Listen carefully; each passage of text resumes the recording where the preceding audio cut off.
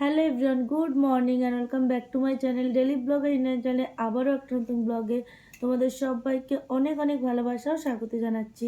তোমরা সবাই কেমন আছো? আশা করছি সবাই খুব ভালো আছো, সবাই সুস্থ আছো। আমরা একদমই ভালো নেই, সেটা তোমাদের আগের ব্লগে কিছুটা বলেছিলাম, তবে আজকের ব্লগে তোমাদের সম্পূর্ণটা শেয়ার করব। তোমরা যারা আমার ভিডিও দেখো তারা তো নিশ্চয়ই জানো যে মাম্মার শরীরটা একদমই ভালো ছিল না, ওর জ্বর হয়েছিল প্রচণ্ড পরিমাণে। মানে কি বলবো, আজকে একটু ভালো আছে, আজকে প্রায় 7-8 দিনের মাথায় মাম্মা একটু সুস্থ হয়েছে। তো এই কয়েকদিন আমি কোনো ব্লগ শ্যুট করতে পারিনি, তার কারণ হলো মন মানসিকতা কোনোটাই মানে ভালো ছিল না। হ্যাঁ বাবা, ওষুধ কোনোটাই ভালো ছিল না। তারপরে নিজেদের শরীরও ভালো মানে ছিল না। আর অ্যাকচুয়ালি সত্যি কথা বলতে মানে ওর যেহেতু এত শরীর খারাপ ছিল, যে কারণে আমাদের কারোরই সেইভাবে ঠিকমতো ঘুম হয়নি। তো আমাদের শরীরটাও একদম মানে চলার মতো ছিল না। তবুও যেহেতু ও অসুস্থ ছিল, তো ওকে তো আমাদের দেখতে হচ্ছিল। মানে মেইনলি মা আর আমার প্রচণ্ডই মানে এই কদিন স্ট্রাগল গেছে। তো মাম্মা তো তার সাথে করেছে, যেহেতু ওর শরীরটা প্রচণ্ড খারাপ ছিল, মানে 102-3 জ্বর এরকম ছিল ওর। তো যখন জ্বরটা আসতো তখন মানে মানে কি বলবো, মানে আমার কান্না পেয়ে যেত ওর মানে দেখে, ওকে দেখে যে যেরকম করতো, তো ওকে দেখে আমার কান্না পেয়ে যেত, তো ভয়ও লাগতো। মানে কি বলবো, তো সেই খান থেকে এখন একটু সুস্থ আছে ও। মানে এই কদিন ধরে কিচ্ছু খাওয়া দাওয়া করেনি, তো মুখ চোখ একটুখানি হয়ে গেছে। তোমরা তো আগেও আমার ভিডিও দেখেছো, তখনও হয়তো মাম্মাকে দেখেছো। তো এখন মাম্মার মানে একদম অর্ধেক হয়ে গেছে আগের থেকে। তো অ্যাকচুয়ালি তোমাদের বলেছিলাম যে ওর ব্লাড টেস্ট করানো হয়েছে, তো কী রিপোর্ট এসেছে সেটা তোমাদের এই ব্লগে শেয়ার করব।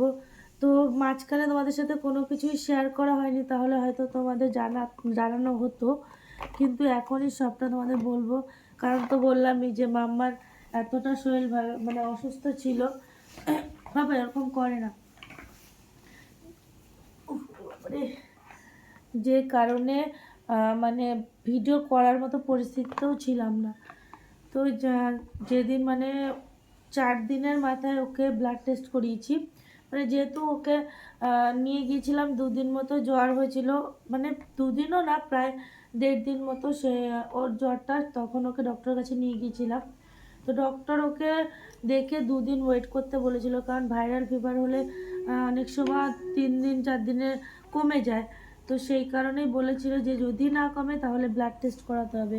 আর যেহেতু জ্বরটা হওয়ার পর থেকে মাম্মা কিচ্ছু খাচ্ছিল না, তো সেই কারণে ওর প্রথম কথা, ও তো প্রচণ্ড রকমেরই অসুস্থ হয়ে গেছিলো, দুর্বল হয়ে গেছিলো।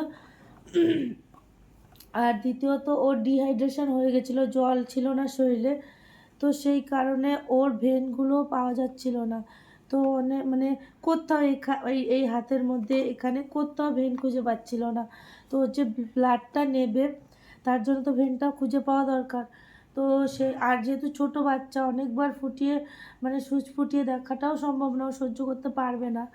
তবুও ওকে প্রথমে একটা নার্সিংহোমে নিয়ে গিয়েছিলাম, মানে যেখানে ওকে ডক্টর দেখিয়েছি সেখানে। তো ওখানে ওরা প্রথমে ওর মানে ভেনটা পায়নি, তবে একটা আইডিয়া থাকে তো যেখানে ভেন থাকতে পারে। তো সেখানে ও সুচটা ফুটানোর পরে ভেনটা পায়নি, কিন্তু ও সুচটা ফুটিয়ে যখন এই এক জায়গায় ফুটিয়ে আর এক জায়গায় সুটা মানে ফুটানো অবস্থায় সুইটা এদিক ওদিক করছিল, ওটা দেখে মানে আমার বুকটা কেঁপে উঠছিল, ওতে কি চিৎকার করছিল। আমি সঙ্গে সঙ্গে বলছি আপনি বের করুন, লাগবে না, আমি ব্লাড দেবো না, আমি ওকে নিয়ে চল। মানে বুঝতেই পারছো মায়ের মন দিতে তো হবে জানি, কিন্তু ওই অবস্থা দেখে আমার মানে কী যে অবস্থা হয়েছে। আমার মাকে তো, মা তো দেখতেই পাচ্ছিল না, মাকে আবার বাইরে বের করে দিয়েছে যে আপনি বাইরে যান, ওর মা নিয়ে বসুক। কিন্তু আমি ওটা দেখে আমি আর সহ্য করতে না পেরে আমি বলছি আপনি বের করুন, আমি ব্লাড দেবো না। তো তারপরে ওকে ওখান থেকে নিয়ে চলে এসেছি। আসার পরে মাম্মার পাপাকে ফোন করলাম যে এরকম পরিস্থিতি, মাম্মা তো ভীষণ কাঁদছে। ইনফ্যাক্ট ও বাথরুমও করে দিয়েছে, যে মেয়ে বাথরুম করছিল না, প্রপারলি বাথরুম করছিল না, ভয়ের চোটে বাথরুমও করে দিয়েছে ওখানে। তো তারপরে ওর বাবা আরেকটা নার্সিংহোমে ফোন করলো, যেটা আমাদের এখানে আমরা মানে সবসময় এখানে মানে ব্লাড টেস্ট করে থাকি।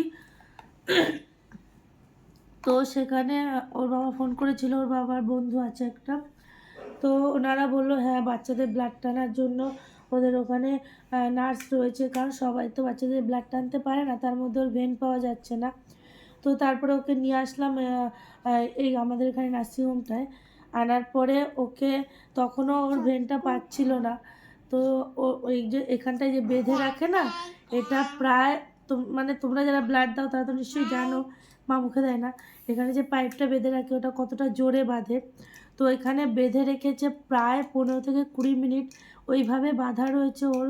আর ও তো চিৎকার করে যাচ্ছে, মানে ওর আরও বেশি টাইট করে বেঁধেছে যাতে ভেনটা জাগে, কারণ ওর ভেনটা একদমই জাগছিল না ডিহাইড্রেশনের জন্য। তো ওরা মানে যারা ব্লাড নেবে তারা বলছে যে একটু কষ্ট করতে হবে, কিছু করার নেই, ওর যদি ব্লাডটা দিতে হয় এইটুকুনি কষ্ট সহ্য করতে হবে। আমি মানে ওকে দেখে আমি প্রায় মানে হাত পা কাঁপছিল, এরকম একটা অবস্থা। মা তো মানে এত চিৎকার করছে, প্রায় আধা ঘন্টা ধরে ওর ভেন খুঁজেছে। তারপরে গিয়ে তাও পায়নি, ওরা বিটটা দিয়ে মানে ভেনের এখানে একটা বিট করে না ব্লাড চলাচল করলে, সে মানে একদম আস্তে আস্তে বিট হচ্ছিল। তো ওরা অনেকবার প্রেস করে করে দেখে দেখে ওই বিটটা দেখে ওখানে সুইটা পুশ করার পরে ব্লাডটা পেয়েছে। কিন্তু ওই সময় তো মানে আধা ঘন্টা ধরে কান্না করছিল। তো মা তো বারবার আসছে, আর মাকে তো বকা দিচ্ছে ওরা, মা বলছে ওকে ছাড়ো, কাজ যে আমি দেখতে পাচ্ছি না, এরকম অবস্থা জানো। আর আমি তো ধরে রেখেছি। এবার পরিস্থিতিটা তোমরা বোঝো যে ও ভাবছে যে আমাকে এই আন্টিগুলো ধরে রেখেছে, তার মধ্যে মাও কেন আমাকে ধরে রেখেছে, মা কেন আমাকে বাঁচাচ্ছে না। কিন্তু আমি তো জানি ওকে তো রক্তটা দিতে হবে, না হলে তো জানতে পারবো না, ও তো সুস্থ হবে না না। তো সেই কারণে আমার শত কষ্ট হলেও আমি ওকে ধরে রেখে ব্লাডটা দেওয়ার চেষ্টা করেছি। তো 1 সিরিজ মতো, হ্যাঁ আমার 1 সিরিজ মতো ব্লাড নিয়েছে। তারপরে আরও মানে 2 সিরিজ ব্লাড নেওয়ার দরকার, কারণ ওর প্রচুর টেস্ট দিয়েছিল, dengue, malaria, typhoid, CRP, CBC, প্রচুর টেস্ট দিয়েছিল। তো সেই কারণে 2 সিরিজ ব্লাড লাগতো। কিন্তু 1 সিরিজ বের করার পরে ওরা যখন সুচ থেকে ইঞ্জেকশনটা খুলে আর একটা ইঞ্জেকশন ঢুকাবে, তখন আর ব্লাড আসছিল না। তো আমি বললাম কি, যেহেতু ও তখন অবধিও কিছু খায়নি, তখন প্রায় 12টা মতো বাজে, আর তার আগের থেকে তো ও না খাওয়াই, তো সেই কারণে হ্যাঁ মা একটু আসতে, তো সেই কারণে ওরা তারপরে আমি বললাম যে 2 সিরিজ ব্লাড যখন পাচ্ছ না দরকার নেই, 1 সিরিজের যতটুকু পরীক্ষা হয় তোমরা ততটুকু করো, বাকি টেস্টগুলো না আমি পরে করাবো। মানে ডেঙ্গি, ম্যালেরিয়া, টাইফয়েড এটা তো মেইনলি আমার দরকার, যেহেতু এগুলো জ্বরের মানে টেস্ট। তো বলেছি এটা যদি হয় তুমি মানে তোমরা সেটা করো, আর বাকি ব্লাড নয় আমি 1 দিন 2 দিন পরে এসে দিয়ে যাবো, কারণ ও এখন আর নিতে পারবে না, অলরেডি 2টো জায়গায় ওকে চ্যানেল করা হয়ে গেছে, মানে সুচ ফোটানো হয়ে গেছে। তো সেই কারণে আমি ওকে নিয়ে মানে বেরিয়ে এসেছি। তো ওখানে যেহেতু ওর বাবার বন্ধুটা ছিল, আর ল্যাবরেটরি তো ওই নার্সিংহোমের মধ্যেই, তো উনি ব্লাডটা নিয়ে গিয়ে আবার ল্যাবরেটরিতে দেখালেন যে এরকম টেস্টগুলো দিয়েছে, তো বেবির এতটাই ব্লাড পাওয়া গেছে, তো বাকিটা ও নিতে পারছি না, তো এটাতে কি টেস্ট হবে, তো মানে কতটা টেস্ট হতে পারে। তো যেহেতু সিরামে টেস্ট হয়, ব্লাডটা তো লাগে না, ব্লাডের উপর ওটা প্রসেসিং আছে, তো সিরামটা তুলে সিরামটা টেস্ট হয়, তো ওটা 1-2 ড্রপে একটা টেস্ট হয়ে যায়। তো উনি দেখে বললেন যে এটাতেই সম্পূর্ণ টেস্টটা হয়ে যাবে। তো সেই কারণে আমি তো একদম স্বস্তি পেয়েছি, যাই হোক। হ্যাঁ মা, তো সেই কারণে বললাম ঠিক আছে তাহলে টেস্টগুলো করিয়ে নিই। তো টেস্টগুলো হার্ড কপি পেতে আমাদের প্রায় পরে মানে 2 দিন মতো টাইম লাগতো। তো আমাদের তো এমার্জেন্সি প্রয়োজন ছিল, তো সেই কারণে ওর বাবা জিজ্ঞাসা করলো যে তুই কি আমাকে পিডিএফ ফাইলটা পাঠাতে পারবি, মানে ওর বন্ধুটাকে। তো বলছে ঠিক আছে তুমি রাত্রি 10টা নাগাদ আমাকে ফোন করো, যদি আমি পারি পিডিএফ ফাইলটা পাঠিয়ে দেবো। মানে 9টা 10টা নাগাদ ফোন করতে বলেছিল। তো ওর বাবা তারপরে আমরা বাড়িতে চলে আসি, আসার পর মামাকে স্নান দান করিয়ে ঘুম পাড়িয়ে দিয়েছিলাম, শুধু বেস্ট ফিডিংই করেছে, ও আর কিছু খায়নি। তো ওকে মানে বাড়িতে আসার পরে ও ঘুমিয়ে পড়েছিল, যেটা বললাম, স্নান দান করিয়ে দিলাম। তারপরে রাত্রেবেলা তো আর তারপরেও সন্ধ্যার দিকে একবার জ্বর এসছে, রাত্রিবেলা 8টা নাগাদ একবার জ্বর এসছে। তো ওর বাবা তো মানে অস্থির হয়ে যাচ্ছে রিপোর্ট পাওয়ার জন্য। তো আমি বলছি একটা তো টাইম আছে, একটু পরেই ফোন করো। যেমন আমার শরীরটাও কিন্তু বেশ মানে খুব একটা ভালো না, আমিও প্রচণ্ডই অসুস্থ হয়ে পড়েছি। তবু আমারটা অতটা আমি মানে দেখছি না বড় করে, যেহেতু ও সুস্থ থাকলে আমার রোগটা অতটাও বড় করে আমার কাছে মনে হয় না। তো যাই হোক, তারপরে ওর বাবা 9টা নাগাদ ফোন করে। ফোন করার পরে তারপরে ওর বন্ধুটা বলছে ঠিক আছে দেখছি, যদি হয়ে যায় আমি পাঠাচ্ছি। তো 9:30 নাগাদ আমাদের পিডিএফ ফাইলটা পাঠায়। তো ফাইলটা মানে পিডিএফ ফাইলে যে রিপোর্টগুলো পাঠিয়েছে সম্পূর্ণ রিপোর্টগুলোই হয়ে গেছিলো, কিন্তু হার্ড কপিটা দেওয়া সম্ভব ছিল না, 2 দিন টাইম লাগতো। 2 দিন না হলে পরের দিন ওরকম রাত্রির নাগাদ দিয়ে দিত। তো আমি মানে বিয়ের আগে একটা ল্যাবরেটরিতে রিসেপশনিস্টের মানে মানে রিসেপশনিস্টের কাজটা করতাম। তো টুকিটাকি রিপোর্ট দেখা যে সেটা একটু আইডিয়া আমার ছিল। তো যে কারণে আমি ব্লাড মানে টেস্ট রিপোর্টগুলো দেখেছি সম্পূর্ণটা। আর এটা অ্যাকচুয়ালি জানাই যায় যে ডেঙ্গিতে, যেমন ডেঙ্গি টাইফয়েড এগুলো যদি না হয় তো নেগেটিভ নেগেটিভ লেখা থাকবে, এটা স্বাভাবিক। মানে সবারই এটা বোঝা মানে ক্ষমতাটা আছে আমি মনে করি, যারা একটু পড়াশোনা জানে। তো সেইভাবে আমি একটু ব্লাড রিপোর্টটা দেখছিলাম যে তখন দেখলাম যে না ডেঙ্গি নেগেটিভ আছে, আর ম্যালেরিয়াটাও মানে দেখাচ্ছে নেগেটিভ। তো টাইফয়েডটা যখন দেখলাম তখন দেখলাম টাইফয়েডটা রয়েছে ওখানে, মানে যেটা ইংলিশে লেখা রয়েছে সেখানে বোঝা যাচ্ছে যে মানে ওর হাইলি টাইফয়েড রয়েছে, মানে তীব্র টাইফয়েড রয়েছে। তো সেটা আমি দেখার পরে আমি বুঝতে পারলাম তাহলে ওর টাইফয়েডটাই হয়েছে। তো যেহেতু আমি ওইভাবে দেখে শিওর হতে মানে পারবো না, যা ওকে যতই আমি বুঝি তবুও তো আমি ডক্টর নই। তো সেই কারণে ডক্টরকে পিডিএফ ফাইলটা পাঠালাম ফোন করে যে এরকম চলে এসেছে, আমি কি পাঠিয়ে দেবো, আপনি দেখে দেবেন? তো বলছে ঠিক আছে পাঠিয়ে দাও, আমি দেখে দিচ্ছি। তখন 10টা মতো বাজে। তো আমি পাঠানোর পরে ওনারা পিডিএফ ফাইলটা নাকি ওপেন হচ্ছিল না, বারবার ওরা চেষ্টা করেছে তো ওপেন করতে পারছিল না। যে কারণে যেহেতু মেয়েটা এত কষ্ট পাচ্ছে, তো আমি বললাম তাহলে ডক্টরবাবু তো 10টা 10:30 নাগাদ মানে অবধি থাকেন। তো আমি ওর বাবাকে বলছি চলো আমি আর তুমি গিয়ে তাহলে রিপোর্টটা দেখিয়ে আসি আর জেনে আসি কি কি করতে হবে, কোনো ওষুধ যদি দেওয়ার থাকে তাহলে নিশ্চয়ই উনি দিয়ে দেবে। তো ওর বাবা বললো ঠিক আছে এখন দুজনে মিলে বেরিয়ে লাভ নেই, তুমি তাহলে, ওর বাবার একটা বন্ধু এই আমাদের পাড়াতেই, তো ওর থেকে ছোটো, অনেক ছোটো, মানে ভাই সম্পর্ক হয়। তো ওকে ফোন করলো যে তোর বৌদিকে একটু নিয়ে যা, যেহেতু আমাদের বাড়ির থেকে ডক্টরের চেম্বারটা অনেকটা দূরে, আমাদের বাড়ি বিরাটিয়া আর ওটা দুর্গানগরে। তো সেই কারণে আর ওই আমি তাড়াতাড়ি করে রেডি হয়ে মাম্মাকে মা আর ওর বাবার কাছে রেখে চলে গেছিলাম রিপোর্টটা মানে ফোনটা নিয়ে আর প্রেসক্রিপশানটা নিয়ে। তো উনি দেখেও যেটাই বললেন যে ওর টাইফয়েডটাই রয়েছে। আর যেটাই দেখেছিলাম আমিও বাড়িতে দেখেছিলাম যে ওর একটা মানে সিআরপি রিপোর্টে 0.6 যেটা নর্মাল, ওর 66.0 ছিল। তো ওটা অনেকটা হাই ছিল, তো ওটা কিসের জন্য আমি জানতাম না। তো ওটা ডক্টরবাবু দেখে বলেন ওর প্রচণ্ড ইনফেকশান রয়েছে প্রচুর পরিমাণে, যে কারণে এটা বেশি। তো ইনফেকশানটা হওয়ার কারণেই অ্যাকচুয়ালি ওর টাইফয়েডটা হয়েছে। তো সেই কারণে ওকে দেখে ডক্টর ওকে আরেকটা অ্যান্টিবায়োটিক দিল, কারণ এর আগে একটা অ্যান্টিবায়োটিক ওকে প্রেসক্রাইব করেছিল, সেটা খাওয়াচ্ছিলাম। তো 3 দিন 2 দিন মতো মনে হয় খাওয়ানো হয়েছিল। তো তারপরে আর একটা অ্যান্টিবায়োটিক দিল যেটা টাইফয়েডের জন্য। তো বললো দুটো অ্যান্টিবায়োটিক মিক্সড করে খাওয়াতে। তো আমি ডক্টরবাবুকে জিজ্ঞাসা করলাম যে এতেই হয়ে যাবে তো, কমে যাবে তো? বলে হ্যাঁ এটাতেই আশা করি কমে যাবে। এই যে আমি ঠিক করে দিই, দাও আমি ঠিক করে দিচ্ছি।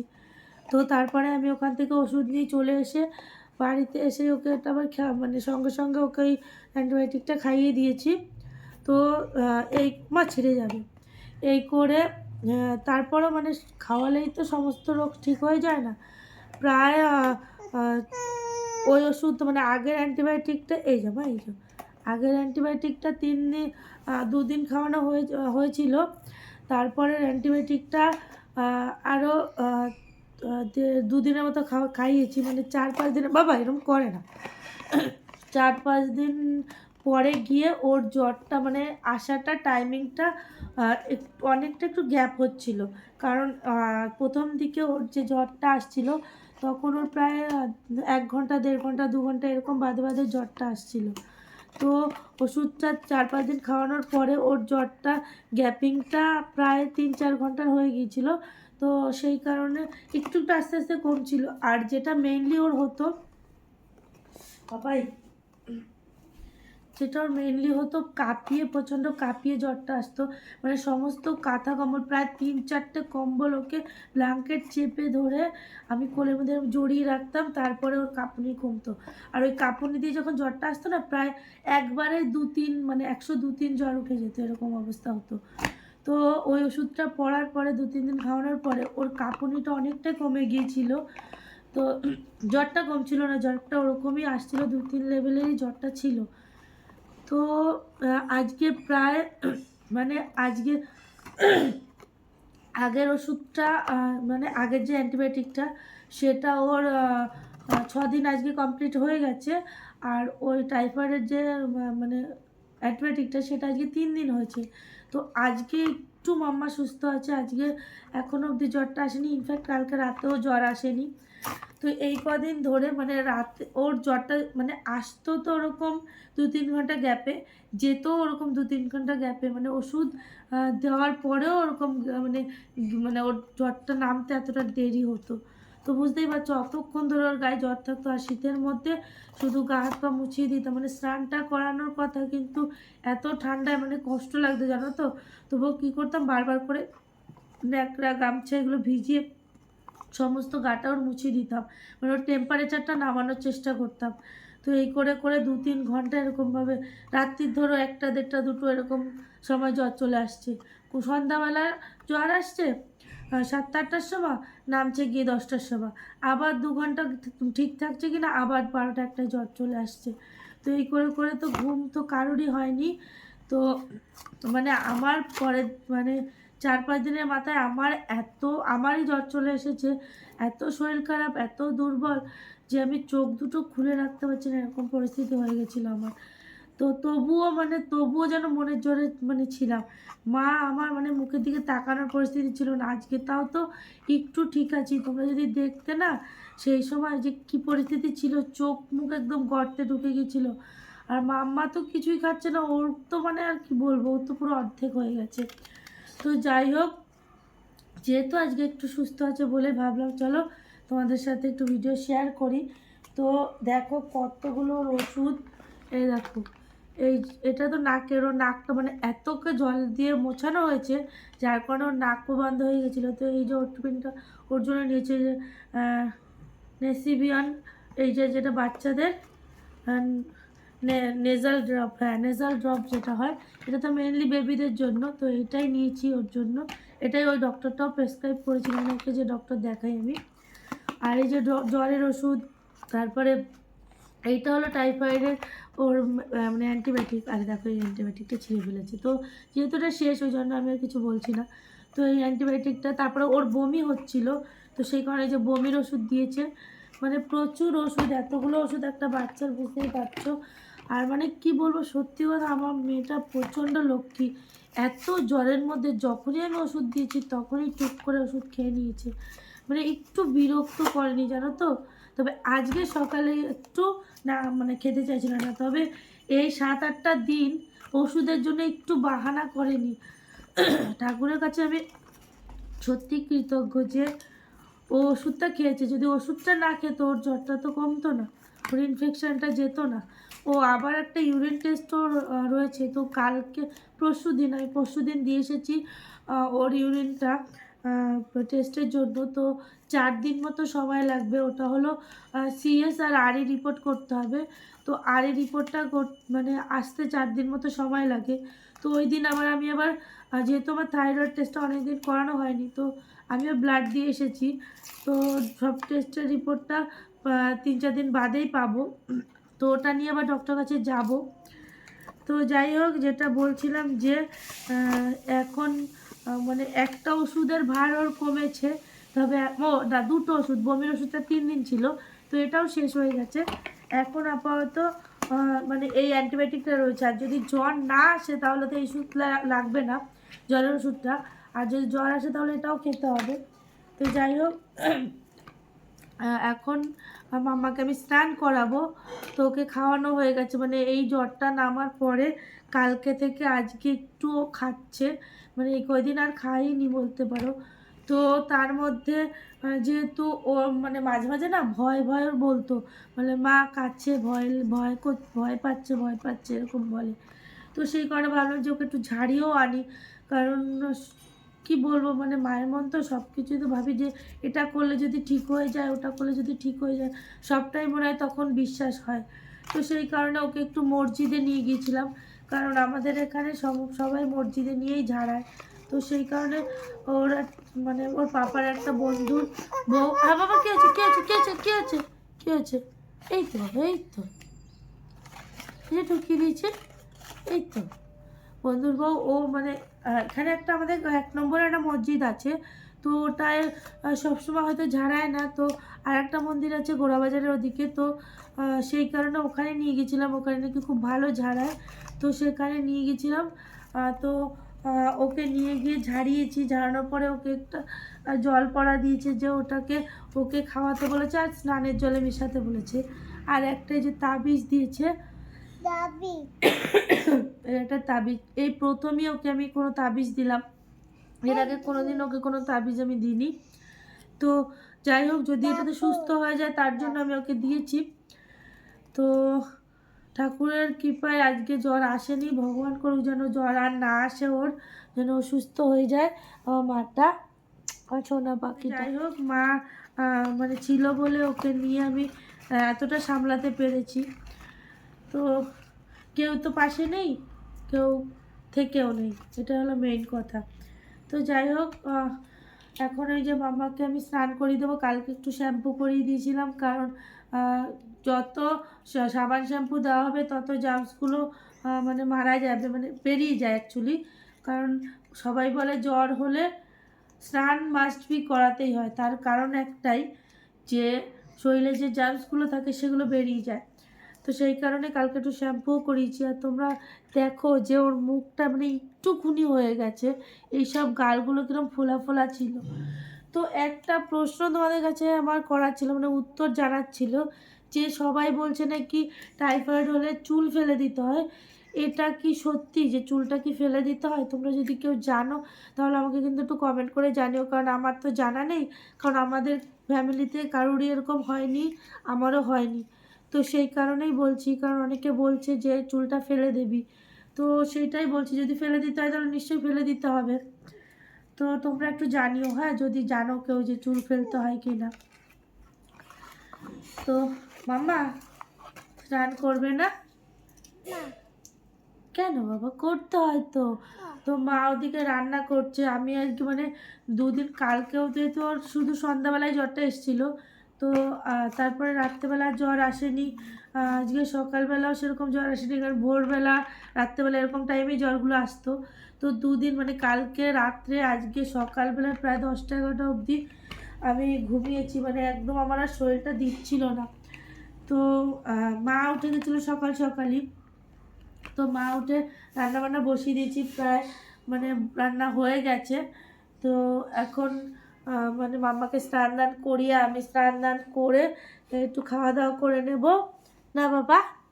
মাম্মাকে মাম্মার জন্য আবার মানে আলাদা করে রান্না করেছিল, তো সেটা খাওয়ানো হয়েছে ওকে সকালে।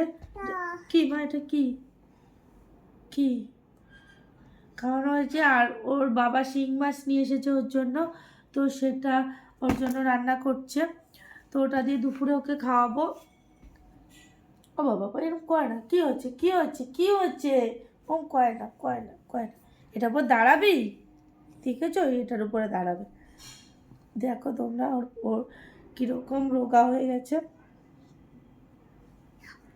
কিন্তু জানো, যখন জ্বরটা না থাকতো তো বোঝে না, তখন খেলা করতো, যখন জ্বরটা নেমে যেত তখন খেলা করতো, কিন্তু দুর্বল যেহেতু শরীর, পড়ে যেত দৌড়াতে গিয়ে, জানো। কিন্তু আমি বলতাম আম্মা দৌড়াস না, কিন্তু ও তো বোঝে না, ও ভাবতো কি শরীর ভালো লাগছে খেলা করছে, কিন্তু বড় মানুষ হলে এটা বুঝতো যে কতটা কষ্ট লাগে। তো ওর তো সেই মানে বোধটুকু নেই, যার কারণেই তো ও বাচ্চা না, যদি ও বুঝতো তাহলে তো আর এবার রেস্ট নিত। তো যাই হোক জল আরেকটা কি ওর যেহেতু ওআরএসের জল খায়নি জানো তো, ওআরএসের জলটা খেলে এতটা ডিহাইড্রেশন ওর হতো না, শুধু জল খেয়েছে। ওআরএসের জল দিলেই থুতু করে ফেলে দিচ্ছে, মানে বমি করে দিচ্ছে। ওআরএসের জল এক ফোঁটাও খায়নি ও। তো মামা পড়ে যাবো বাবা। তো এখন একটু এই যে জলটা খাচ্ছে, তো বাথরুমটা হচ্ছে। আগে তো প্রায় মানে কি বলবো 3-4 ঘন্টা বাথরুম করতো না। আমারও প্রচণ্ড মানে ঠান্ডা লেগেছে, অ্যালার্জি থেকে গলা ফলা পুরো ব্যথা হয়ে রয়েছে। ও মা মা মা মা মা মা পাখি পড়ে যাবে, পাখি ওরে আমার পাখি রে, পড়ে যাবি রে বাবা, পড়ে যাবি। দুষ্টু করে না মা, দুষ্টু করে না, তোমার না শরীর ভালো না মা। ও পাখি মাটা বলো আমি এখন বলো একটু একটু ভালো আছি। আর ডিম, ও ডিম সিদ্ধ দিস ওর জন্য হাফ বয়েল করবো, দাঁড়াও। বাবা বাবা বাবা আসতে, বাবাই তোমার শরীরটা কিন্তু দুর্বল মা। যেহেতু মাম্মা অসুস্থ, তো সেই কারণে ওর কাছে একজনকে না একজনকে সবসময় থাকতে হচ্ছে। আর যেহেতু আমার শরীরটা অতটা ভালো না, সেই কারণে আমিও সমস্ত কাজকর্ম ঘরে যেগুলো হয় সেগুলো করতে পারছি না। তো আমি ওর কাছে থাকছি, মা ওদিকে সম্পূর্ণ কাজগুলো করছে। তো সেই কারণে তোমাদের সাথে ওই ঘুরে ঘুরে সমস্তটা শেয়ার করার পরিস্থিতি এখন নেই। যে কারণে আজকে তোমাদের সম্পূর্ণটা শুধু জানালাম, তো এইভাবে কোনো ব্লগ শেয়ার করলাম না। তো কালকের থেকে আশা করি তোমাদের সাথে ব্লগ শেয়ার করব, সম্পূর্ণ যে ব্লগ হয় সেটা। তো আজকে অনেকটাই এখন মানে বেলা হয়ে গেছে, এখন প্রায় 11:45 মতো বাজে। তো এখন মামাকে স্নান করাবো। তো সেই কারণে মানে মাত্র দিকে রান্নাবান্না হয়ে গেছে, এখন আর কোনো কিছু সেরকম শ্যুট করার মতো নেই। আর মেইন কথা হলো আমি যেহেতু ওকে ছেড়ে যেতে পারছি না, সমস্ত কাজটা মাই করছে।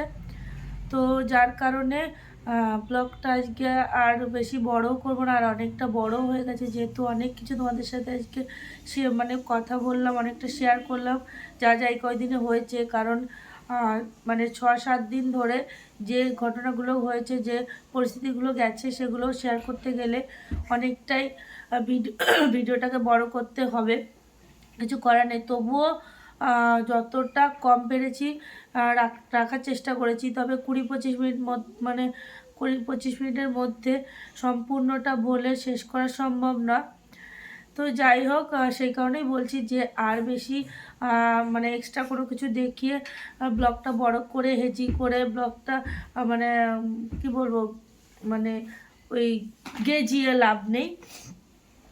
তো ব্লগটা সেই কারণে আজকে এখানেই শেষ করছি। আর যে প্রশ্নটা তোমাদের করেছি সেটার উত্তর তোমরা জানলে অবশ্যই কিন্তু জানিও।